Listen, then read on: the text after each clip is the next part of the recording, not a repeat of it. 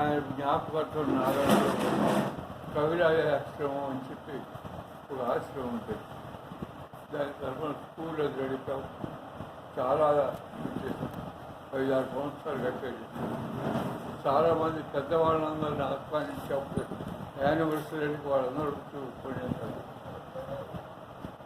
మా నాగంలో గురించి మేము వరుసగా మా కుర్రవాళ్ళు బాగా మాట్లాడగలిగినటువంటి వాళ్ళు కూడా ఉన్నారు. ఇప్పుడు రేపు చనిపోయారు. చాలా మాట్లాడగలుగుతున్నారు.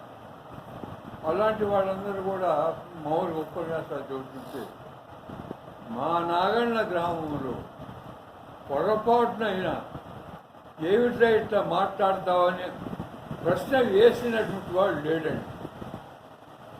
ఎన్నడూ కూడా పొరపాటును కూడా వేయడు. అట్లా ఆ విధంగా కొంత ఎదుర్కొచ్చి అంతట్లో ఆగల వెంబడి కవిరాజ ఆశ్రమం రద్దయిపోయింది. మరి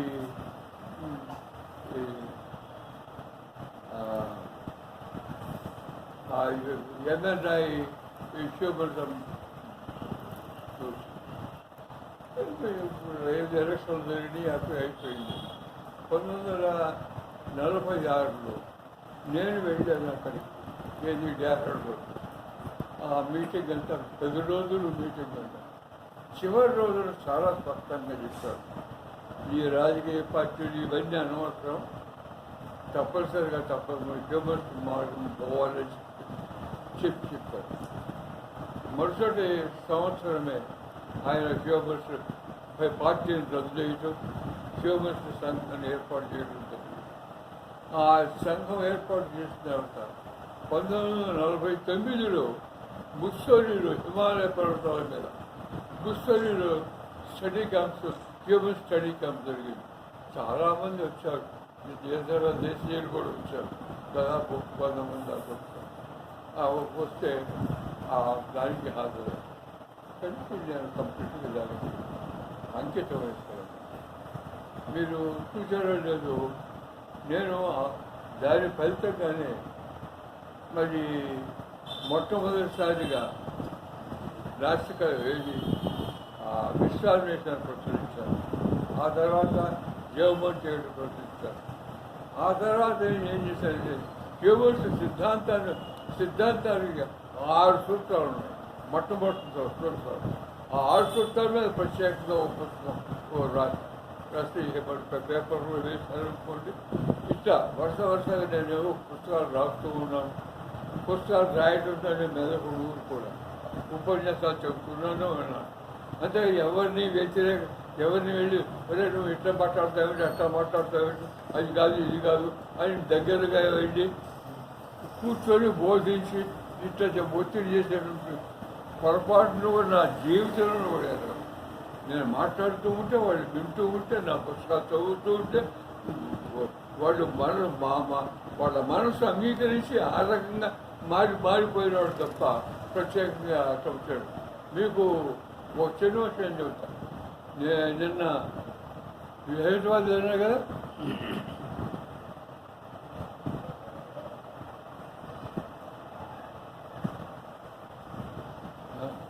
వచ్చే ఇష్యూలో వస్తుంది.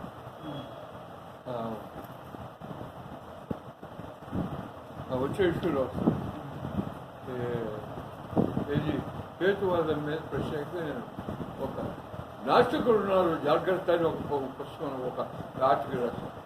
10 పేజీల ఆర్టికల్.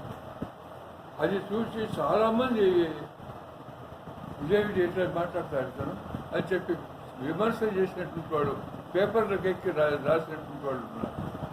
అప్పుడు నేను నాస్తికుడిని నేను ప్రత్యేకంగా వేరే ఇంకో 16 పేజీల ఆర్టికల్ రాశాను. ఎందుకు చెబుతున్నానంటే ఇవి నేను చెప్పింది ఏం చెప్పాననేది వాళ్ళకి అర్థం కాదు. అసలు విషయం నాస్తికులు ఉన్నారు జాగ్రత్త అంటే నాస్తికత్వం పేరుతోటి నాస్తికం కాని దాన్ని ప్రచారం చేసేటువంటి వాళ్ళు చాలామంది ఉన్నారు. మోసపోవద్దని చెప్పడం కోసం నేను నాస్తికులు ఉన్నారు జాగ్రత్త అంటే వాళ్ళు చెప్పి నేను నాస్తికుడు అని రాశాను. చూసారా, అంతకుముందు 2 ఏళ్ల నాడు చార్వాక పత్రికలో చార్వాకుడు నాస్తికుడు కాదు. నాస్తికుడు అంటే దేవుడు లేడనేవాడు కాదు. నాస్తికుడు అంటే ఈ ప్రపంచం లేదనేవాడు, ఈ విశ్వం లేదనేవాడు. శూన్యవాది, మిథ్యావాది, భావవాది. అంతే తప్ప అతనికి దేవుడు ఉన్నాడా లేడా వగైరా వీటితో ప్రశ్న లేదు. దేవుడు లేడు, విశ్వం లేదు, ఎవరు లేడు, ఏమీ లేదు, అంత శూన్యము అని చెప్పేటువంటిది మాత్రమే నాస్తికత్వం అని నేను ప్రత్యేకంగా అంతకుముందు చెబుతుంటే, అంతకుముందు 2 సంవత్సరాల క్రితమే నేను చారాకు పత్రికలు రాశాను. అది కూడా చూసుకోలేవాడు. ఎందుకంటే ఏదైనా ఒకరి మీద విమర్శ కానీ ఇంకోటిగా చేసేటట్టు వాడు అంతకుముందు తప్పనిసరిగా ఆ ఆస్పెక్ట్ మీద ఎవరెవరు ఏమేం చేస్తుంటారు చెప్పుకుంటారు అనేది కూడా ఆలోచించాను. లేకుండా అందుకని అక్కడ ఆ తర్వాతనే గోరా పుస్తకాలు తెప్పించాను. పుస్తకాలు తెప్పిస్తే విశ్వం లేదని ఆయన అన్నాడు. పదార్థం లేదు, పరిణామం లేదు, కాలం లేదు, ఏమీ లేకపోతే ఇంకేముంది, నీవు ఉన్నావని ఆధారం ఏముంది. దాని మీద ప్రత్యేకంగా పుస్తకమే రాశా. నాస్తికత్వం నాస్తికత్వం అది నాస్తికత్వమే కానీ అది మామూలుగా నిరీశ్వరవాదం కాదు, దేవుడు లేడనే వాదం కాదు. ఇట్లాంటివి చాలా కనపడదు. ఇవన్నీ అయిపోయి ఇవన్నీ ఎప్పుడు ఏంటంటే చార్వాక పత్రిక వాళ్ళు 3 సంవత్సరాల వరుసగా నా ఆధ్వర్యంలో 3 సంవత్సరాలు స్టడీ క్యాంప్స్ పెట్టారు బెజవాడలో. ఆ 3 కూడా వాళ్ళు ప్రతి ఒక్కరు మాట్లాడారు. అది హేతువాద స్టడీ క్యాంప్. ఒకడు హేతువాదం గురించి మాట్లాడినవాళ్ళు. అందుకని మొదటిసారి నేను ఏం చేశాను, ఏమయ్యా బాగుంది, మీరందరూ నాస్తికత్వం గురించి మాట్లాడారు కానీ హేతువాదం గురించి ఒక్కడు మాట్లాడలేదు. ఏమిటి అని అంటే మీరు చెప్పరాదా హేతువాదం అంటే ఏమిటో అన్నాడు. అప్పుడు చార్వాకులో 10-12 ఆర్టికల్స్ వరుసగా చాలా పెద్ద ఆర్టికల్స్ హేతువాదం మీద రాశాను. రాసి తర్వాత పుస్తకంగా వేశాను. ఈ మాట కూడా ఎందుకు చెబుతున్నానంటే ప్రపంచ సాహిత్యంలో ఇంగ్లీష్ కానీ ఇంకో దేశం ఏదైనా చేసుకోండి, ఏ సాహిత్యంలో హేతువాదం అంటే ఫలానా అని వివరంగా చెప్పినటువంటి గ్రంథమే ప్రపంచ సాహిత్యంలో లేదు. చాలామంది హేతువాదులు ఉన్నారు, గొప్పవాళ్ళు ఉన్నారు, చాలా ఉన్నారు. ఉన్నప్పటికీ ఈ రకరకాలైన పుస్తకాలు రాశారు తప్ప ఇది హేతువాదం అంటే ఫలానా ఓట నిర్వచనం చెప్పడం కాదు, అది దేశీయాన్ని కవరప్ చేస్తున్నది. అది దాదాపు నేను 100 పేజీలకు పైగా పుస్తకం రాసి అక్కడి నుంచి వరుసగా రాశాను. అయిపోయింది. ఎంతవరకు వచ్చిందంటే అవి మొత్తం ఆర్టికల్స్ అన్నీ ఇంగ్లీష్లోకి మారిస్తే నేను ఇంగ్లీష్లో 3 వాల్యూమ్స్ అయింది. అది అంటే హేతువాదమే నేను 900 పేజీలు రాస్తే ఆ ఇంగ్లీష్లోకి మారిస్తే ఒక్కొక్కటి 300 పేజీలు చొప్పున 3 వాల్యూములు వేసి అవి ఇక్కడ ఇంగ్లీష్లో లేదు, ఇంకెక్కడ లేదు. ఇది 1999లో అంతర్జాతీయ హ్యూమనిస్ట్ మహాసభ జరిగినాయి బొంబాయిలో. అక్కడికి ఒక అతను మధ్యప్రదేశ్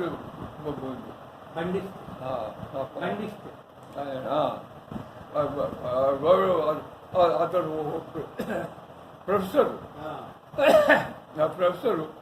చేతిలో పుస్తకం అంటే ఊపుకుంటూ నా పుస్తక ప్రదర్శనలు చేసేటువంటి చోటుకు వచ్చాడు. చెట్టలు వచ్చేటప్పటికి ఇక్కడికి వచ్చి చూస్తే ఇక్కడ రిలేషన్ ఇంగ్లీష్ ఉంది నా పుస్తకం. అప్పటికి ఆ పుస్తకం తీసి చూశాడు. 1978లో మీరు రాశారే, ఎవరు ప్రపంచ సాహిత్యంలో లేదనే ఉద్దేశంతో నేను 1999లో ఈ క్యాంపు కోసం ఈ పుస్తకం రాశాను అంటే అప్పటికి అంత టైం ఎంతండి చూడండి మీరు. ఏది 77 ఎక్కడ, 99 ఎక్కడ, ఇక ఈ దారి పడుకుంటూ పడేది. ఎక్కడ ఎవరు రాయలేదనే ఉద్దేశంతో అతను ఇంగ్లీష్లో రిలేషన్ చూసి ఆశ్చర్యపోయి మాకు చెప్పారు, ఏమండి మీరు 78లో రాశారు, ఇది రాశారు, పట్టించారు, ఇది చాలా గొప్ప విషయం, ఎవరు రాయలేదే ప్రపంచ సాహిత్యంలో లేదనే ఉద్దేశంతో నేను అందువల్ల ఆ రకంగా అట్టా నేను సాహిత్యం ద్వారా ఉపన్యాసాల ద్వారా ఇట్లా చేసినట్టు వాడిని తప్ప ఊరికే గోడ చేసి వాళ్ళని నేను ఒత్తిడి చేయటం అలాంటి ఇది అలవాటే లేదు నాకు. ఆ రకంగా అట్లా ఎంతమంది చాలామంది అయ్యారు. మా గ్రామంలో నిజంగా నాసిక గ్రామం అని పేరు నాగళ్ళకి. మామూలుగా ఎవరైనా అంటే అది నాసిక గ్రామం అని చెప్పంటున్నారన్నమాట. ఎందుకంటే అందరూ నాస్తికులు కానవసరంలా, కానీ నాస్తిక దృక్పథంతో సెక్యులర్ దృక్పథంతో ఉండేటువంటి వాళ్ళు ఎక్కువ మంది అక్కడ ముఖ్యులు కొంతమంది కనిపించారు. అందువల్ల ఆ రకంగా నాస్తిక గ్రామం అని పేరు వచ్చింది. ఇప్పుడు ఇట్లాంటివన్నీ కూడా ఈ చిన్న విషయాలు కావు, చాలా పెద్ద విషయాలు.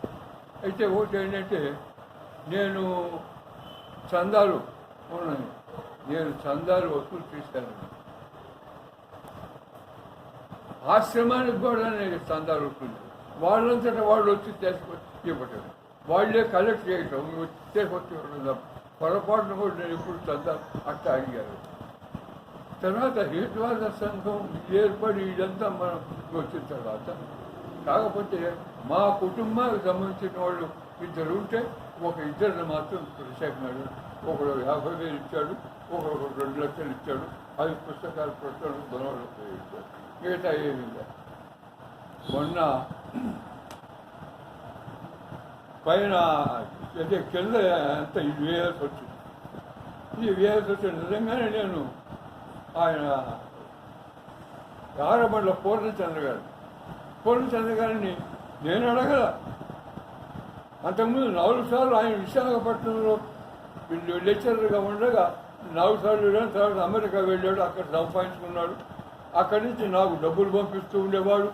తర్వాత ఒకసారి పంపిస్తే $1,000 పంపిస్తే దానికి ప్రత్యేకంగా ఒక ప్రెస్ ఒకటి పెట్టి హేతువాద దిద్దేట హేమా ప్రెస్ అని పెట్టి ఆ రకంగా చేసి. అందువల్ల ఏంటంటే కనెక్షన్ పంపుతుందా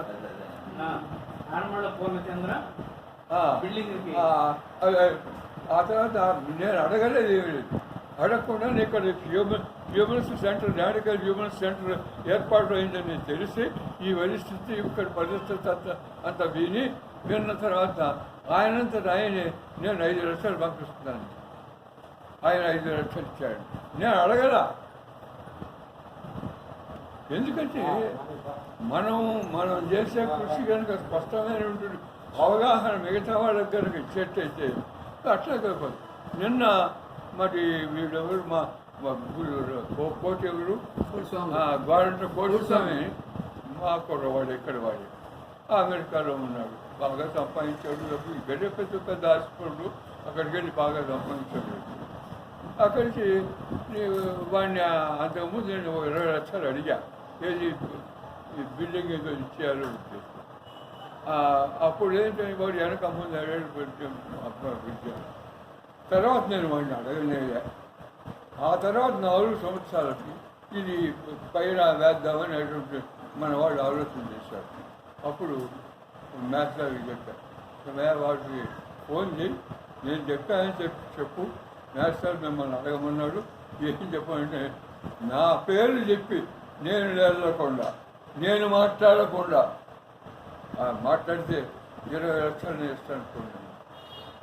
ఇది ఎందుకు చెబుతున్నానంటే ఊరికే మనం వేరే విజయం అవసరం లేదు. మనము చిత్తశుద్ధితో పని చేస్తూ ఉంటే తప్పనిసరిగా ఇవాళ కాబట్టి రేపు కాకపోతే ఎల్లుడు కాకపోతే బలవంతంగా ఎవరిని ఏమీ చేయలేము అనేది మాత్రం చాలా స్పష్టమైన మాత్రం. ఆ రకంగా మా గ్రామంలో నేను చేయగలిగాను. మొట్టమొదటి అయిపోతుంది ఎప్పుడో మా గ్రామాన్ని నేను వదిలిపెట్టాను. మీకు అందరికీ తెలిసే ఉంటుంది, నేను మా గ్రామానికి 40 సంవత్సరాలు కంటిన్యూస్గా పంచాయతీ ప్రెసిడెంట్ని. 40 సంవత్సరాలు వరుసగా మధ్య ఎవరు లేదు, వరుసగా నేనే ప్రెసిడెంట్. కానీ నాగర్లో నేను లేను. 1976 వరకే నాగర్లో ఉన్నాను. 95 వరకు ప్రెసిడెంట్ గిరి చేశాను. ఎందుకంటే నాకు ఎంతసేపటికి ఊరికేదో ప్రెసిడెంట్ గిరి చేసి పెద్ద హంగమా చేద్దామనే ఉద్దేశంతోనో దాని వల్ల లాభాలు పొందామనే ఉద్దేశంతో పొరపాటును కూడా అందులో రూపాయలు స్థాయికరంగా ఎన్నడు కూడా అట్లా ఆ రకమైన పరిస్థితులు. కానీ ఇక్కడికి వచ్చేటప్పుడు ఏంటంటే నేను పుస్తకాలు రాయటం చేయటం ఇదంతా ఇట్లా ఈ రకంగా చేయటం మొదలుపెట్టాను. అప్పుడు నా ఉపన్యాసాలు వస్తాయి. ఇంకో పెద్దవాళ్ళు 3 సంవత్సరాలు స్టడీ క్యాంప్స్ అన్నది ఇదంతా చేసిన తర్వాత ఆల్ ఇండియా హేతువా సంఘం వాళ్ళు చేసి బలవంతం చేసి మీరు ఎట్లయినా ఉంచగలం వల్ల కానీ అప్పుడు హేతువా సంఘం ఆంధ్రప్రదేశ్లో ఏర్పాటు చేసి దానికి మొట్టమొదటి అధ్యక్షుడిగా నన్ను చేసి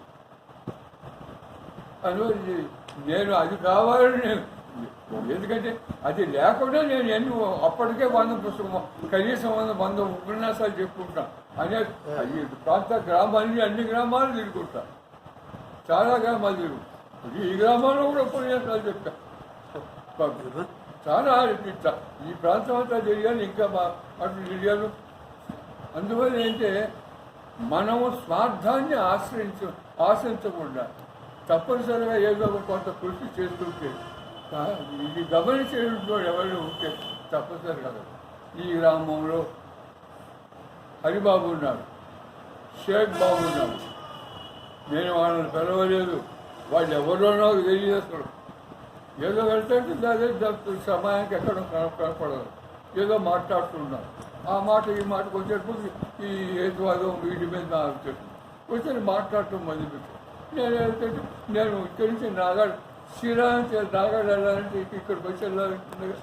అందువల్ల అక్కడికి వచ్చి ఆ బజార్లో ఆయన ఒక షాపు ఈయన ఒక షాప్ పెట్టుకుంటే అక్కడికి వస్తుంటే వాళ్ళే పిలిచేవాడు, వెళ్ళేవాడిని. వాళ్ళు అడిగే ప్రశ్నలకు సమాధానం చెబుతూ అట్లా ఉండేవాడు.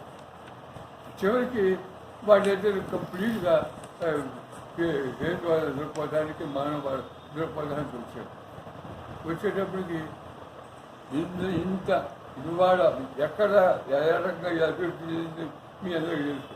ఈ మొత్తానికి కారకుడు వాళ్ళు ఇద్దరే న్యాయం చేశారు. నేను కాదు అసలు దాదేమో నేను కారకుడు అయితే నేను చాలా వాటికి కారకుడిని. అందువల్ల అట్లా కాదు. ఇక్కడ ఈ ఇంకొల్లు ఆ రకమైన రాయాలి. రెండోది ఏమిటంటే మన ఆయన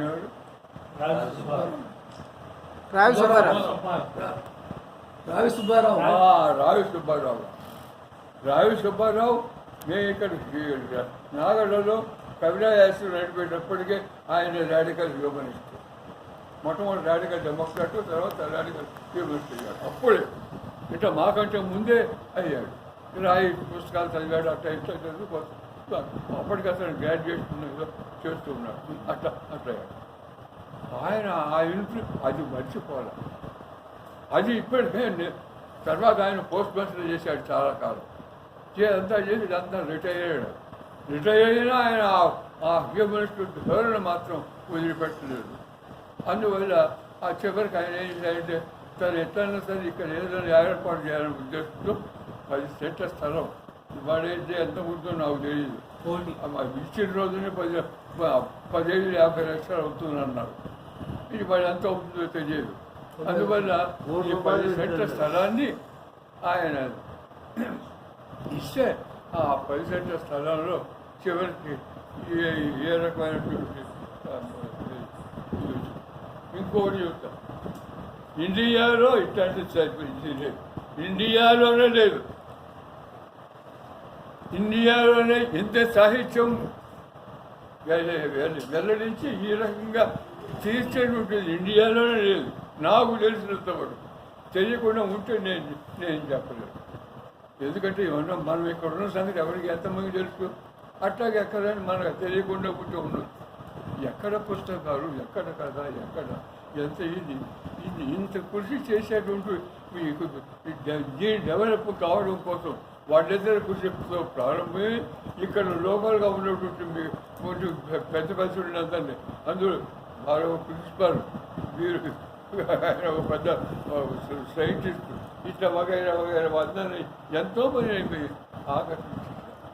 అది చిన్న చిన్న విషయం కాదు.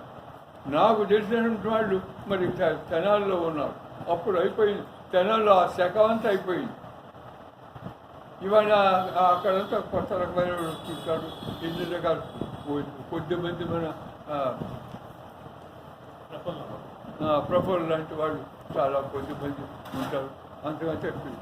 అందులో ఇవి ఎప్పుడు కూడా మనం నిరాశ చెందకూడదు. ఏ పరిస్థితుల్లో కూడా మనం ఒక్కడమే కావచ్చు. ఒక్కడమైతే మిగతా వాళ్ళు వచ్చి కొడతారే అంటే అదేం లేదు కదా. అందువల్ల ఆ రకమైన దీంతో నేను మరి ఈ ఉద్యమాన్ని కొంత ఉద్యమానికి సహాయం పడుతూ వచ్చాను. అందువల్ల నేను సృష్టించింది కాదు, ఇది ఉన్నది ఎంతోమంది మహానుభావులు. ఒకరేమిటి విద్య చెప్పడం లేదు. తెలుగుదేశానికి వచ్చేటప్పటికి కవిరాజుతో ఒక రకంగా ప్రారంభమైంది. కవిరాజు గారికి ముందే చాలామంది ఉన్నటువంటి వాళ్ళు ఉన్నారు. వాళ్ళందరూ సంస్కర్తల పేరుతో వచ్చారు. వాళ్ళు ఆస్తికులైతే కావచ్చు, దేవుడు ఉన్నాడని అంటే అనవచ్చు. కానీ వాళ్ళు సమాజాన్ని ఎన్ని రకాలుగా సంస్కరించారో, ఎన్ని రకాలైన వితంతు వివాహాలు తీసుకొచ్చారు. సత్య సహగమనం నిషేధించారు, బాల్య వివాహాన్ని రద్దు చేశారు. ఎన్ని అందువల్ల అట్లా చేసినటువంటి వాళ్ళు చాలామంది ఉన్నారు. కానీ కొంచెం నాశక శబ్దంలో వచ్చినటువంటి వాడు కవిరాజు గారు, ఆ తర్వాత వచ్చినటువంటి వాళ్ళు ఇంకా చాలామంది ఉన్నారు అనుకోండి. అందువల్ల మనం ఎవరమో ఎప్పుడు ఏ పరిస్థితుల్లో కూడా దీని గురించి అధ్యయనం చెందలేదు. మనం జాగ్రత్తగా కాపాడుకుంటూ వస్తే మనకు ఊపినంత వరకు మనకు తెలిసినంత అర్థం. ఎందుకంటే ఇక్కడ మనకు చాలామంది రచయితలు ఉన్నారు. ఇప్పుడు నేను ఇంతకుముందు ఊహించా ఇంతమంది రచయితలు ఇక్కడ ఉంటాను. అందులో ముఖ్యంగా అసలు ఆయన పేరు మేడూరు సత్యనారాయణ.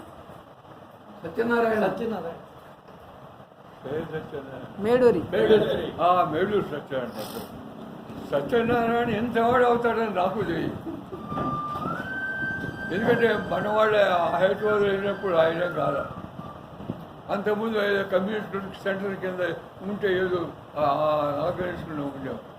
తర్వాత ఆయన కూడా పుస్తకాలు చదివాడు, అర్థం చేస్తున్నాడు. ఇప్పుడు తండోపతండాలుగా రాస్తున్నాడు, విపరీతంగా రాస్తున్నాడు. ఎంత చదివాడు, ఎంత రాశాడని నన్ను అడగవద్దు. అది రేపు అవన్నీ బయటకు వచ్చినప్పుడు మీకే అర్థమవుతుంది. అంతగా చదివాడు. ఇక్కడ మరి మా హనుమంతరావు గారు ఉన్నారు. ఆయన మరి ఏనాటి నుంచో మొట్టమొదటిసారిగా ఆయన రాసిన పేరు చెప్పండి.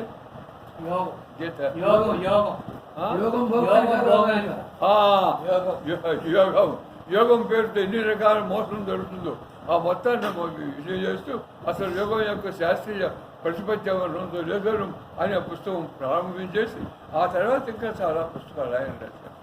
అట్లాగా మిగతా మిత్రులు రాశారు.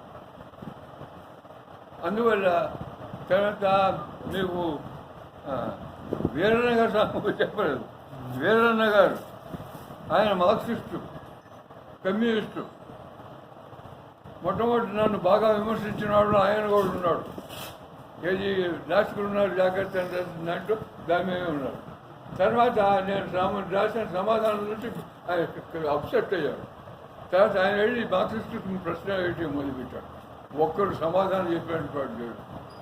ఇదంతా వచ్చింది అని చెప్పి ఆయన అప్పుడు నుంచి బయటకు వచ్చేసి 1977లోనో 80లో జనవరిలో వాళ్ళు కాన్ఫరెన్స్ తీసుకుంటే ఆ కాన్ఫరెన్స్ నేను కూడా వచ్చారు. నన్ను కూడా పిలిచి వెళ్ళాను. అక్కడ వెళ్ళిన తర్వాత అక్కడ నాకు అతను నా దగ్గరకు వచ్చి నమస్కారం పెట్టి ఇట్లా సంగతి అంటే నేను తెలియక ఆ రోజుల్లో అట్లా చేశాను. నేను దీనికి లెక్క నేను కూడా హ్యూమనిస్ట్ని, నేను కూడా హేతువాదిని అనే ఉద్దేశంతో ఆయన అప్పటి నుంచి వరుసగా చాలా పుస్తకాలు రాశారు, చాలా ఇది చేశారు. అందువల్ల ఇవన్నీ చెప్పలేని వాడు. ఎందుకంటే నా అనుభవంలో ఇవన్నీ చాలా ఉన్నాయి. కొంతమంది చాలా ఇబ్బందులు పడ్డట్టు ఉన్నప్పటికీ అన్నింటినీ త్యాగం చేసి మరి నేను ఏనాడు నా పుస్తకాలు ఒక మొట్టమొదట విశ్వాన్వేషణ పుస్తకానికి మాత్రం మా మామగారిని 500 రూపాయలు అడిగి ఆ 500 రూపాయలు తీసుకెళ్ళి అచ్చు వేయించాం. ఏది ఆవులు గొప్పస్తుంది గారికి ఇస్తే ఆయన అచ్చు వేయించాడు. అంతకు తప్పితే నేను ఇంతవరకు నా పుస్తకాలకు ఎవరిని డబ్బులు అడిగెదగను. వాళ్ళందరూ వాళ్ళే వేసుకునేవాళ్ళు, వేసుకొని కొన్ని కాపీలు వాళ్ళు తీసుకునేవాళ్ళు, కొన్ని కాపీలు నాకు పంపించేవాడు. అట్లా ఇన్ని పుస్తకాలు 100, 70, 80, 90 రాసినప్పటికీ వీటన్నిటికీ చెబుతుంటే అది ప్రత్యేకంగా నేను డబ్బులు పెట్టుబడి పెట్టి చేయగలిగే పరిస్థితులు ఉండి నేను రాసినటువంటి కావు. అట్లా చేసేది ఎప్పుడు నేను రాయడమే ఆగిపోయింది. అందులో నాకేంటంటే ఎంతసేపటికి మనం ఏ రకమైనటువంటి సిద్ధాంతాలకి అంకితమై ఉన్నామో దాన్ని మిగతా వాళ్ళకు కూడా తెలియజేస్తే బాగుంటుందని ఒక దురదంతం ఉంటుంది. ఆ దురద వల్ల వరుసగా రాయడం నేను కూర్చొని ఊరిక కూర్చోలేదు. తప్పనిసరిగా ఎప్పుడు ఏదో ఒకటి రాస్తుంది. సెలవు. గారికి థ్యాంక్స్ తెలియజేస్తున్నాను. ఒక శుభవార్త ఏంటంటే ఫిబ్రవరి 9వ తారీఖుకి రావుపూడి వెంకటేశ్వర జీవితం తత్వం అని చెప్పి ఒక బయోగ్రఫీ రాస్తున్నాను. నేను దాదాపు సగం అయిపోయింది, 46 పేజీలు అయిపోయింది. దాదాపు ఒక 150 పేజీలు మధ్యలో అవుతుంది. 79 సంవత్సరం పెట్టినాక దాదాపు అయిపోయింది. 4 పేజీలు కలపాల్సింది. కంప్లీట్ మధ్యాహ్న జీవితం మొత్తం వచ్చేది కానీ సాహిత్య జీవితం కానివ్వండి, ఏదైనా కానీ బయోగ్రఫీ 150 పేజీలు 150 పేజీల మధ్యలో ఎప్పుడు పూర్తిగా 12 పుస్తకాలకు సందర్భంగా ప్రశ్నించి విడుదల చేయాలని చెప్తున్నారు.